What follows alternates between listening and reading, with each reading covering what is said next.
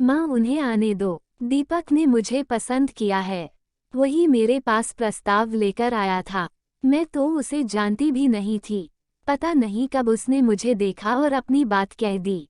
मैंने भी उसे अपनी सारी बातें और शर्तें बता दी हैं। उनकी मर्जी है हाँ करे या ना, मुझे कोई फर्क नहीं पड़ता है।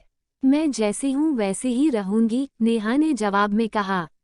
अरे समाज में कुछ बातों व रीति रिवाजों को मानना पड़ता है। हमेशा अपनी ही चलाने से काम थोड़े ही बनता है। माँ ने अपनी बात जोर देकर कही। खैर माँ के बार बार जोर देने पर नेहा किसी तरह तैयार हो गई। शाम के 5 बजे के समय दीपक के माँ और पिता नेहा के घर पहुंचे तो नेहा के पिता और माँ ने उनका स्वागत किया। माँ ने हाल चाल पूछने के बाद पूछा, दीपक नहीं आया क्या? दीपक के पिता अभिषेक ने बताया कि उसने कहा आप लोग ही बात कर लें। मैंने ही तो नेहा को तलाशा है।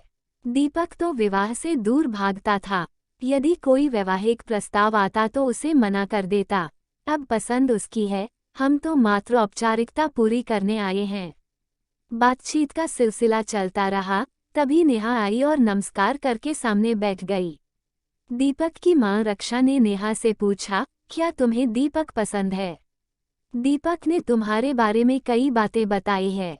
नेहा कहने लगी, मुझे दीपक ने पसंद किया है। उन्होंने ही विवाह का प्रस्ताव रखा। मैं नौकरी करती हूँ और वह भी एक अच्छे पद पर है।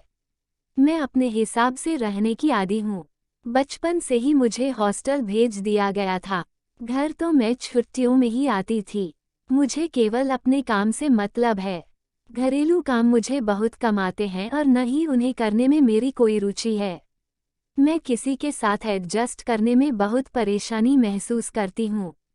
मैं आपके साथ भी एडजस्ट नहीं कर पाऊंगी। मैं अकेले रहना पसंद करती हूँ तथा मुझे कोई टोके, ये भी मुझे कतई पसंद नहीं है। मैं आपसे स्पष्ट कहना चाहती हूँ कि विवाह के पश्चात मैं और दीपक अलग रहेंगे। मैंने सारी बातें दीपक को पहले ही बता दी हैं ताकि बाद में कोई शिकवा शिकायत न रहे। मेरा आपसे अनुरोध है आप इस बात को अन्यथा मत लीजिएगा। आपसे मेरे संबंध हमेशा अच्छे बने रहेंगे, कहकर नेहा चुप हो गई।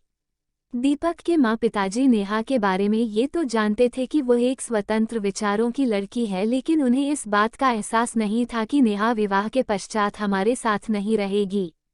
वह सोचने लगे तभी नेहा ने फिर कहा, आप आराम से सोचिए। निर्णय सोच समझ कर लिया जाना चाहिए ताकि बाद में कोई परेशानी या तनाव न हो। इतना कहकर वह दूसरे कमरे में चली गई। नेहा के माँ पिता भी अंदर चले गए ताकि दीपक के माँ पिता आपस में बातचीत कर निर्णय ले सकें। दीपक की माँ ने सोचा और कहा कि नेहा की बात मान लीजिए, हमारा बेटा भी तो बड़ी मुश्किल से विवाह के लिए तैयार हुआ है। लड़की अच्छी है और उसी की पसंद की है। धीरे धीरे जब परिवार में बच्चे आ जाएंगे तो सब कुछ सामान्य हो जाएगा।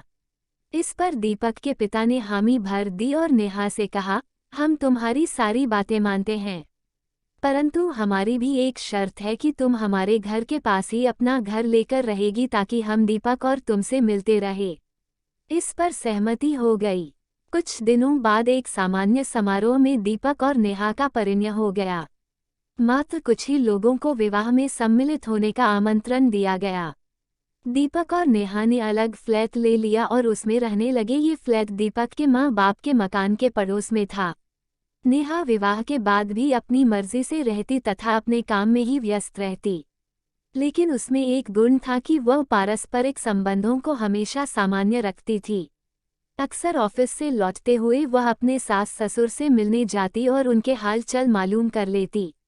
कभी कभी वह उनके लिए उपहार या अन्य सामान भी ले जाती, लेकिन उनके साथ वह कम ही समय गुजारती। यही क्रम उसने अपने मायके के साथ भी बना रखा था। नेहा को स्वतंत्र जिंदगी बिताने की आदत हो चुकी थी।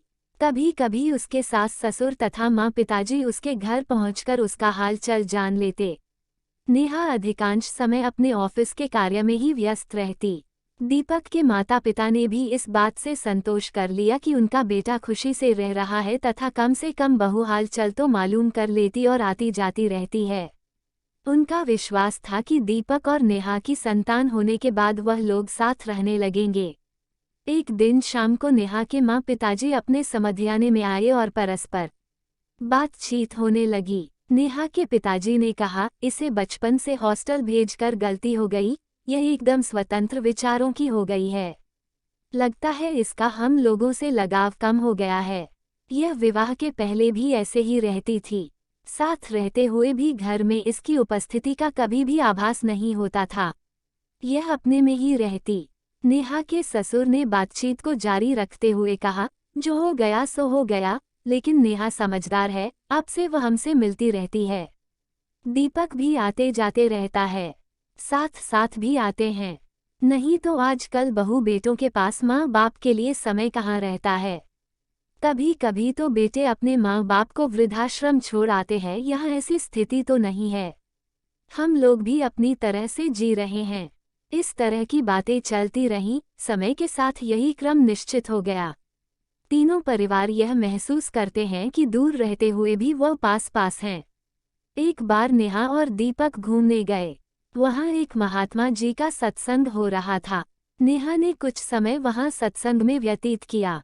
महात्मा जी प्रवचन में कह रहे थे कि वही व्यक्ति महान है जो दूसरों को खुशियाँ दे सके। अपने लिए तो हर कोई आनंद तलाशता है, दूसरों को आनंद देने वाला ही सच्चा मानव है। शायद नेहा को महात्मा जी के शब्द प्रभावित कर गए। घर पहुंचकर उसे लगा कि वह मात्र अपनी खुशियों के लिए जी रही है। उसे लगा कि उसने अपने सास ससुर और माँ पिताजी की खुशियों का जरा भी ध्यान नहीं रखा। अगर वो उनके साथ रह लेती तो कौन सा फर्क पड़ जाता, लेकिन अब वह कुछ कर भी नहीं सकती थी। जिन शर्तों को उसने खुद चुना था, उन्हें कैसे बदल दे। हाँ, मुझे उन्हें खुशी देनी चाहिए थी। यह एहसास नेहा को हो गया था। जीवन का क्रम इसी तरह चलता रहा, लेकिन नेहा एक ऐसे अवसर की तलाश में थी जब वह दीपक के माँ पिताजी की एक साथ रहने की बात मान लेती। कुछ समय बाद नेहा प्रेग्नेंट हुई। एक दिन उसने एक बिटिया को जन्म दिया तो सभी ने कहा इस अवसर पर एक समारोह हो जाए। लोगों को डर था कि नेहा मना न कर दे। जब प्रस्ताव आया तो नेहा ने उस प्रस्ताव को मान लिया। नेहा अब सबको खुशियां देना चाहती थी। दीपक और नेहा के माँ बाप छोटी बिटिया की देखभाल करते, तभी नेहा और दीपक ऑफिस जा पाते। एक दिन दीपक की माँ ने कहा, अब बिटिया को हमारे यहाँ रख दो, हमारा मन लगा रहेगा।